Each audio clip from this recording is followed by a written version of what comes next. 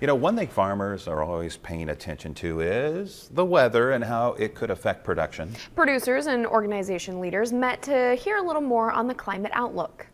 That's what we got to try to train people to start thinking in terms of how do I make myself self-sufficient, meaning how do I minimize the impacts of climate on my daily operations such that it doesn't put me into bankruptcy.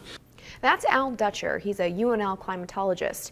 He spoke at the South Central Water Conference in Holdridge. He says UNL is pushing for folks to prepare for the long term with climate change. He says some weather patterns flipped, with the heaviest precipitation last spring north of the I-80 corridor and this fall south of that corridor. I wouldn't be shocked if we go from mid-March to the end of April, warmer than normal, cooler than normal, May through mid-June, and then the heat returns. Dutcher also said if the heat content does not break by early summer, we could be looking at a multi-year event where patterns mimic the previous year but magnify the next. And speaking of weather, Dean is in next.